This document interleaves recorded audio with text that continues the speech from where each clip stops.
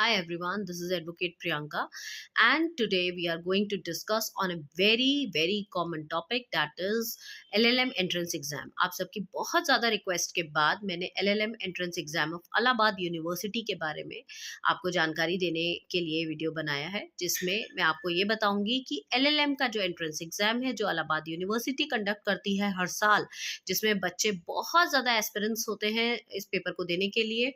और ये एग्ज़ाम जो कंडक्ट होता है ये जून जुलाई के महीने में कंडक्ट होता है, जिसकी जो ऑनलाइन रजिस्ट्रेशन है वो मई मंथ में शुरू हो जाती है। तो 2025 में एडमिशन लेने वाले बच्चों के लिए बहुत ही इंपॉर्टेंट वीडियो रहने वाला है। तो उनके लिए पहले तो मैं एक बेसिक जानकारी दे दूं कि आपको ये फॉर्म भरने के लिए किन किन चीज़ों की रिक्वायरमेंट होगी। नंबर वन, आपको आपके पास 12th के 10th के और LLB के मार्कशीट्स और जितने भी डॉक्यूमेंट्स और सर्टिफिकेट्स हैं वो सब आपके पास अवेलेबल होना चाहिए। दूसरा, आपके पास आपका बर्थ सर्टिफिकेट होना चाहिए। थर्ड, आपके पास आपका इनकम प्रूफ या और आपका जो केस सर्टिफिकेट है, दैट मीन्स स्पेशल कैटेगरी से अगर आप बिलोंग करते हैं तो उसका सर्टिफिकेट, कोई स्पेशल कैटेगरी हो आपकी, स्पोर्ट्स कोटा हो, डिसेबल्ड हो, उन सब का सर्टिफिकेट। इसके अलावा आपका रेजिडेंशियल सर्टिफिकेट और आपके पास एक ऑनलाइन पेमेंट करने का माध्यम अवेलेबल होना चाहिए। अब बात करते हैं LLM के जो एंट्रेंस टेस्ट है उसके बारे में। जो LLM का एंट्रेंस एग्जाम होता है वो, पहली बात तो आपको ये बता दूं कि ये MCQ बेस्ड होता है। ये कम्प्लीटली जो एंट्रेंस एग्जाम है ये MCQ बेस्ड है। ये ऑफलाइन और ऑनलाइन दोनों मोड में किया जाता है और ये आपकी प्रेफरेंस के ऊपर है कि आप कौन सा मोड इसमें सेलेक्ट करते हैं। ये यूपी के कुछ एरियाज में और दिल्ली में कंडक्ट किया जाता है, जिसमें आपसे टोटल 150 ऑब्जेक्टिव क्वेश्चंस पूछे जाते हैं। हर क्वेश्चन यहाँ पर 2 नंबर का होता है, तो कहने का मतलब है टोटल पेपर यहाँ 300 मार्क्स का है।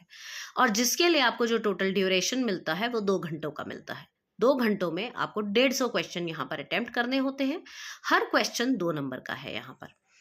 अब अगर बात करें करेक्ट मार्क्स की एंड इनकरेक्ट मार्क्स की, तो करेक्ट क्वेश्चन के लिए जो आपको मार्किंग मिलती है वो 2 में से 2 मिलती है। और अगर आप एक क्वेश्चन गलत कर देते हैं तो वहां पर आपका 1/4 मार्क, दैट इज 0.5 मार्क जो है वो आपका डिडक्ट हो जाता है। मतलब अगर आप 4 क्वेश्चन गलत करते हैं और एक क्वेश्चन सही करते हैं तो आपका वहां पर वो इक्विवेलेंट हो जाता है, एक क्वेश्चन किया हुआ बेकार हो जाता है। तो यहाँ पर आपको ध्यान रखना है कि आपने जो क्वेश्चन बिल्कुल नहीं आते हैं वो आपने नहीं छेड़ने हैं, क्योंकि इसमें नेगेटिव मार्किंग है। अब कैटेगराइजेशन करते हैं इसके सिलेबस की। अगर सिलेबस की बात की जाए तो टोटल सिलेबस यहाँ 2 कैटेगरी में डिवाइडेड है। एक है जनरल अवेयरनेस और दूसरी कैटेगरी है law related question. General awareness में आपसे जनरल क्वेश्चंस पूछे जाएंगे, ठीक है।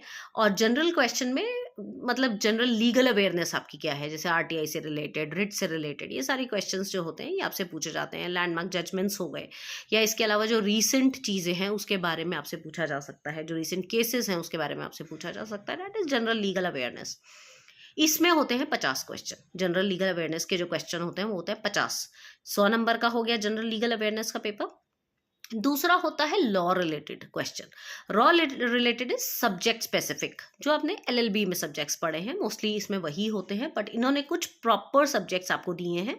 बाकी के सब्जेक्ट आप स्किप भी कर सकते हैं, जिसमें टोटली लीगल एप्टीट्यूड आपसे पूछा जाएगा। जैसे कि जिसमें सबसे बड़ा जो पोर्शन है, जिसमें से टोटल 100 नंबर के क्वेश्चन, मतलब 50 क्वेश्चन जो हैं टोटल 150 में से आपको इसी पेपर क्वेश्चन में से आएंगे, और वो है constitutional law of India. Very important. देखिए, बहुत ही जनरल सी बात है, अगर आपको आपके देश का कॉन्स्टिट्यूशन ही नहीं पता होगा तो लॉ करने का कोई फायदा नहीं। तो कॉन्स्टिट्यूशनल लॉ ऑफ इंडिया को तो आपने बहुत अच्छे से पढ़ना है, जो कि टोटल 50 क्वेश्चन आएंगे। तो 150 में से 50 क्वेश्चन, दैट इज 1/3 जो है आपका क्वेश्चन पेपर, वो कॉन्स्टिट्यूशनल लॉ से आएगा। तो अभी से ही कॉन्स्टिट्यूशनल लॉ को पढ़ना शुरू कर दीजिए।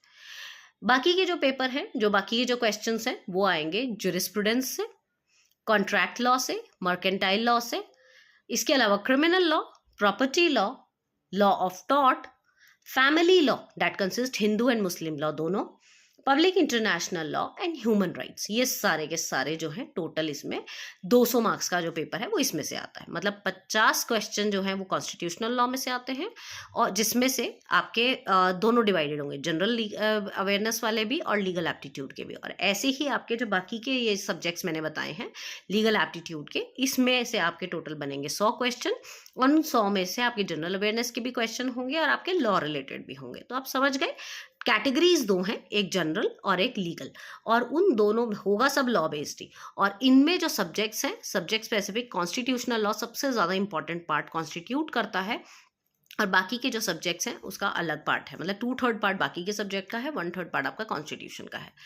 तो ये था टोटल कैटेगराइजेशन ऑफ आपका syllabus LLM entrance exam Allahabad university का। तो अब ये आपको एक ढांचा तो समझ आ गया होगा कि किस तरीके का पेपर जो है वो फ्रेम बने होगा। 2 घंटे का पेपर है, 300 मार्क्स का पेपर है, आपने तैयार कैसे करना है, आपने इंडिविजुअल मार्किंग कैसे तैयार करनी है, गलत क्वेश्चंस जो आपको नहीं आते हैं वो आपने नहीं अटेम्प्ट करने हैं, इन सब बातों का आपने ध्यान रखना है। अगली वीडियो में मैं आपके साथ डिस्कस करूंगी इसके क्वेश्चंस की पर्टिकुलर सब्जेक्ट वाइज, कि आप कौन कौन से क्वेश्चंस के ऊपर फोकस कीजिए, कौन कौन से टॉपिक के ऊपर आप फोकस कीजिए। जबकि मेरे चैनल के ऊपर आपको इन सब सब्जेक्ट के ऊपर आपको प्लेलिस्ट मिल जाएगी, आप इसको सुनना शुरू करें, पढ़ना शुरू करें। अब हम स्पेसिफिकली एग्जाम में क्या क्या क्वेश्चन पूछे जाते हैं उसको डिस्कस करेंगे। Just wait for the next video.